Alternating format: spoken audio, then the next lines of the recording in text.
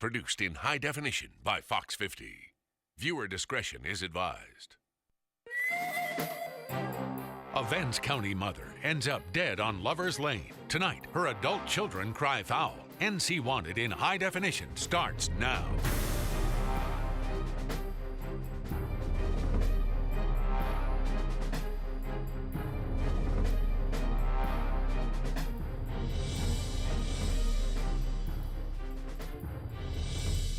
Good evening. Welcome to NC Wanted. I'm Gerald Owens.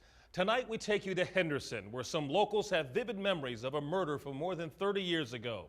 It was 1977 when Alice Vaughn Burgess was found murdered on Lover's Lane, her body stuffed into the trunk of her car.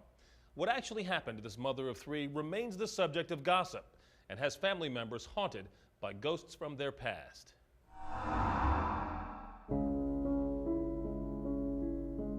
I think she was different than most people in her family. She was making it work. She didn't let us know that she was having a hard time or whatever. When she got in her new home, she was happy as anything. What do you think? She hadn't furnished her living room, and she had a couch in it. And she told me, she says, I'm gonna wait and furnish that as I can afford to buy the pieces. Staying on top of everything and taking care of three kids and being sure they get to school and all the other things. And she was pretty in control, I think, as far as we saw. She could take care of herself and her children, and she did. She worked hard for what she had.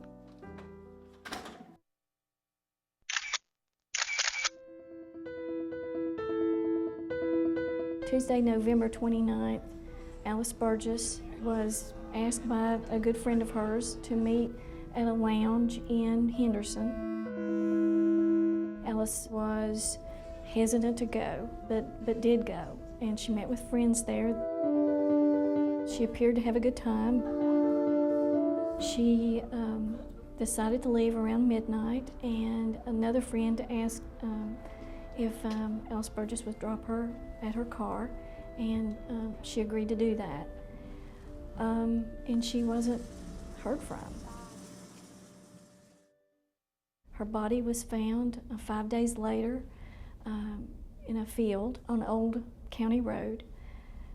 It was a place that was popular for parking and a place to go and drink.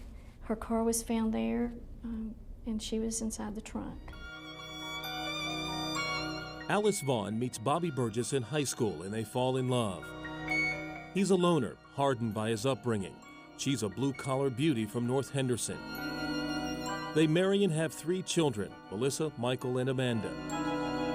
Their marriage falls apart and they divorce not long after Amanda is born in the early 1970s. Bobby moves from Henderson to New York, where he finds a drug habit and a life of crime. For Alice, a second triad marriage is worse than the first, and in 1976, she divorces her second husband and starts working the swing shift at a local glass factory. By the spring of '77, she builds a house in the country, happy to be away from Henderson and skeletons of her past. It was a particularly gruesome, brutal murder. She had a number of wounds on her body that went down even through the skull. I mean, you could tell that she was brutally beaten to death. I was at home, and my mother called me, and she told me they had found Alice's body. They had her body was thrown in the trunk of her car like an old bed quilt.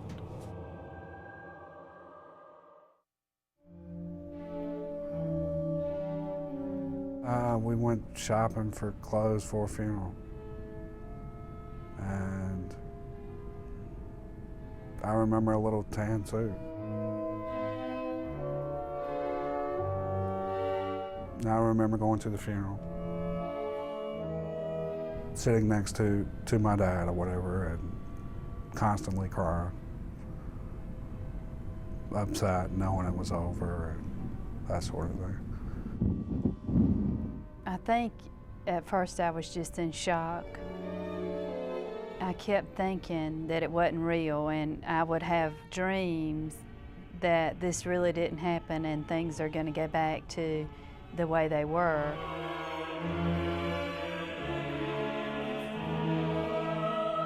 I just kept thinking that maybe she'd come back and this was all some bad dream.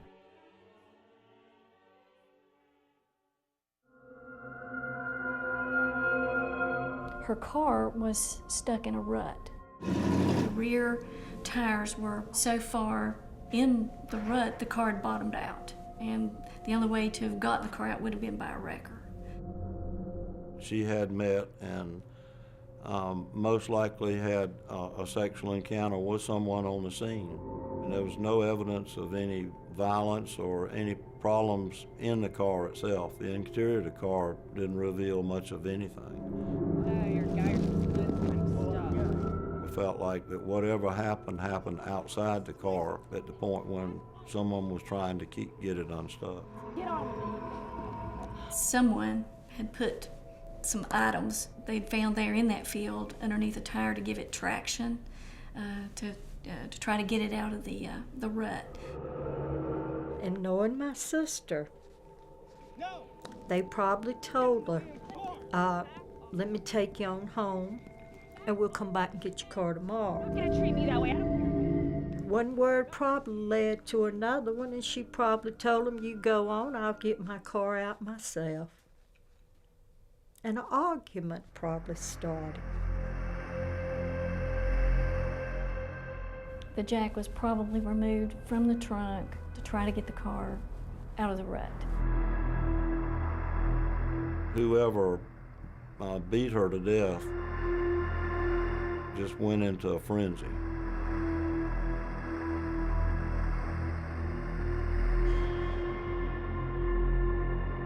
She had no defensive wounds. She was hit from behind and, in the face and the upper chest area. It was a very violent, frenetic type of a crime. Just beat her unmercifully,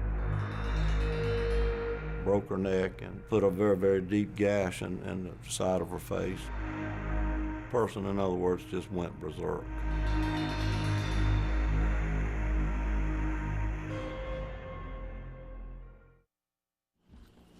In situations like this, where the killer knew the victim, many times they'll cover the victim's face. By putting her in a truck, that could have been their way of doing that. They could have left her in the field. I mean, they did leave that in the field, so obviously they were in a hurry to get out of there.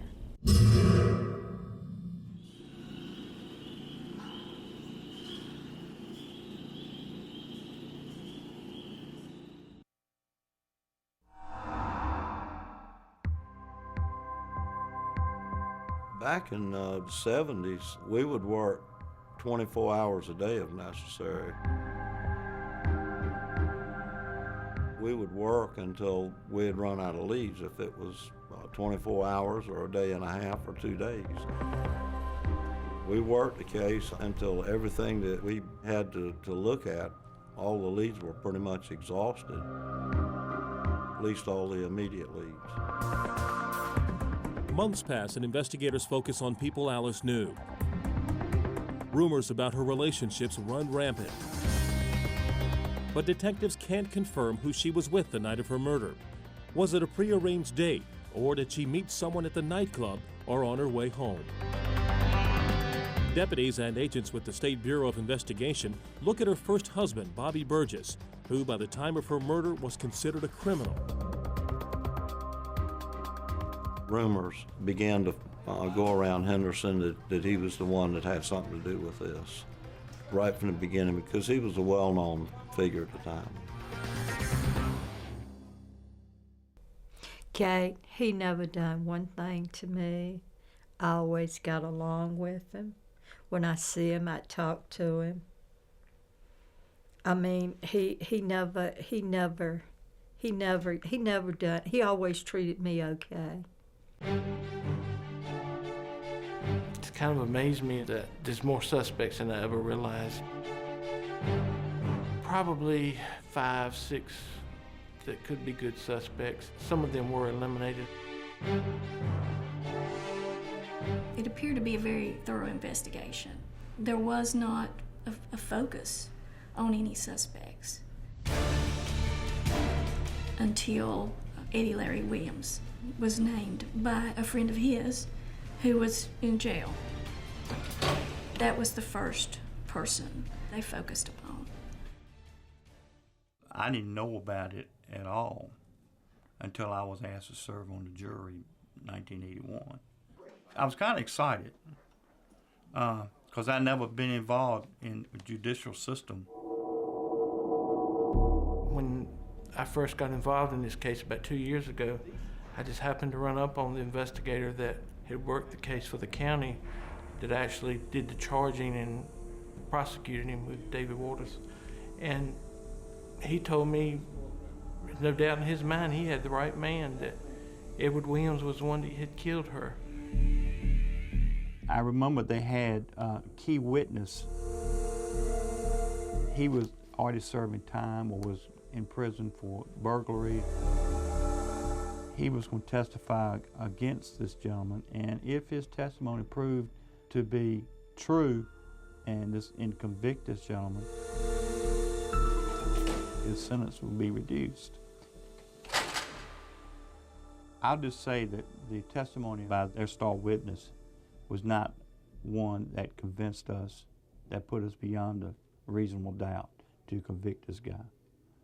They did not. I knew the district attorney at the time well enough and had enough respect for him that if he felt strongly enough about trying a person for that crime, then my responsibility was to do my best to help him in terms of what existed in terms of factual information and evidence. And the person, I think, had just been tried for a crime that I was not familiar with. I had never heard of him. I had never heard of this Eddie Williams. He had killed a 14-year-old girl, and all we were told was that he was the one that killed Alice. And they seemed to think he might have got her right near her home. Yeah, I just know that everybody who talked about it said he didn't do it. He had also killed somebody else during that same time.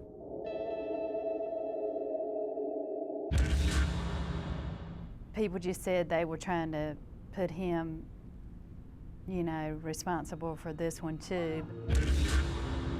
From everything we've ever heard about the investigation, it's believed that she definitely knew the person who did it, and she did not know him.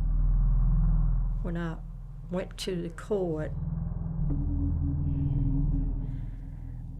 I wondered, where was that evidence? Or not guilty. You got to be able to sit right there and say, yes, I believe he did it without a doubt based on the evidence that was given to me. No. Not guilty, raise your hand. I believe inside my heart and mind that this person is the one that did it. I could say it because it did not prove to me beyond a shadow of a doubt. We, the jury, find the defendant not guilty. Yes. He wasn't the one that done it. They found him not guilty. You sit there and you hear what I heard. I believe if I'd been on that jury, I would have found him not guilty. Even though our law enforcement said he was guilty, most all of them. It appears to me, based on what I saw in the photographs and what I've read, the information from the autopsy, that Alice Burgess probably knew the person who killed her. There was not a struggle inside the car. Knowing my sister, if she felt like she would have been in any danger, she would have fought hard and fought hard for her life. I know deep down inside who killed my sister. She knew them good. There was a suspect that we had identified who had demonstrated this type of aberrant behavior in the past. Get in the car! Who would get really violently angry and behave in that manner. Get in the car. Never to the point of killing someone, but certainly to the point of beating a female subject to the point that she had to be hospitalized and taken to the emergency room.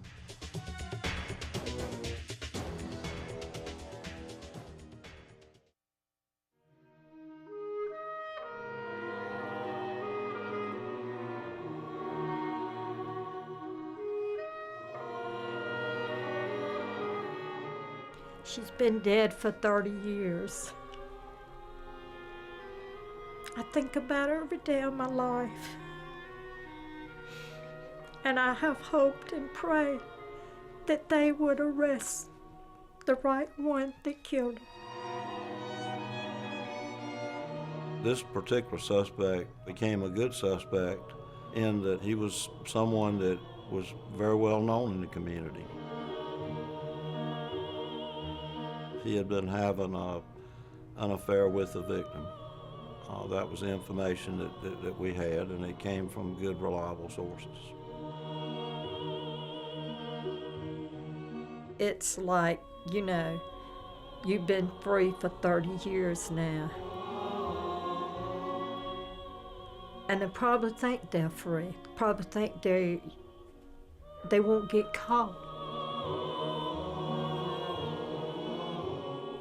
If they don't get caught on this earth, they will burn in hell.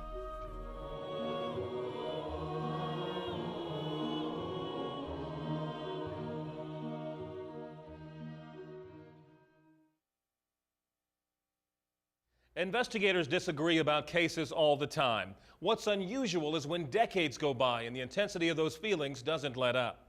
That's what we've seen in the case of Alice Burgess. Next week, we'll look closer at theories about who killed this young mother. We'll hear from her grown children as they share their outrage at the injustice. Alice's killer has gotten away with murder, and it's time for someone to come forward with information. You can call our hotline anytime, day or night, at 1-866-43-WANTED.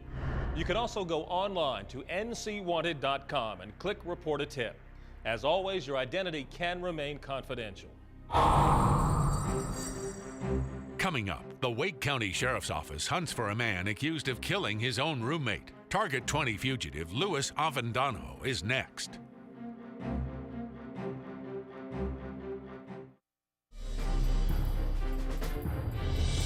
Welcome back to NC Wanted. I'm Gerald Owens. The Wake County Sheriff's Office is looking for several dangerous fugitives, and they need your help. One case involves a man on our Target 20 list. His name is Luis Avendano. He's been on the run for more than 10 years, accused of shooting and killing his own roommate.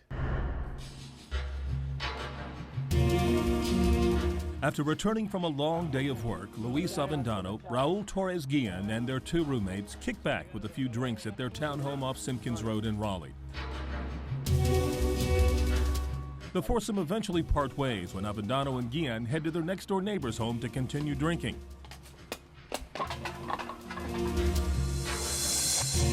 They walk inside, but the man is sleeping in the bedroom.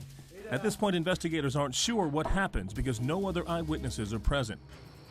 What they do know is either Avendano or Guillen say something that sparks a violent confrontation between the two. Authorities say after the two start their shouting match, Avendano pulls a gun and shoots Guillen. The noise wakes the tenant in the back bedroom. He runs out to find Guillen lifeless on the floor with a bullet wound to the chest. While this is going on, both of Avendano's roommates run next door to find out what happened. They report seeing Avendano escape from the side of the neighbor's house, wave his gun at them, and run into the woods.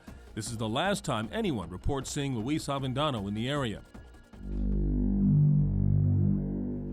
Investigators say about a week or two before the shooting, Avendano's roommates remember him bringing home a handgun he'd recently purchased. Avendano showed it to his roommates and another friend who came over to hang out. While the group had been drinking, Avendano and his guest got into an altercation that sent tempers flaring, similar to the scenario with Guillen. Avendano pulled his gun and shoved it in the boy's chest, threatening his life, but not actually pulling the trigger. At the time of the murder, authorities say Avendano was wearing blue jeans, a blue shirt, and a blue bandana. He's 5'8" and weighs about 145 pounds. Today, he would be 36 years old and may be using several aliases. If you have any information about this case, call our toll-free hotline right now at 1-866-43-WANTED or go to ncwanted.com and click Report a Tip. As always, you can remain anonymous. Stay with us. We'll be right back to review tonight's cases. On the next NC Wanted, the latest on the international manhunt for fugitive Marine Caesar Lorian and part 2 of the unsolved murder of Alice Burgess of Vance County. And I try to be objective and think, well, there could be different suspects in this, but I always come back to the same person. And that person is sitting right there in the middle of that town, and nobody seems to care. Next Saturday night on NC Wanted.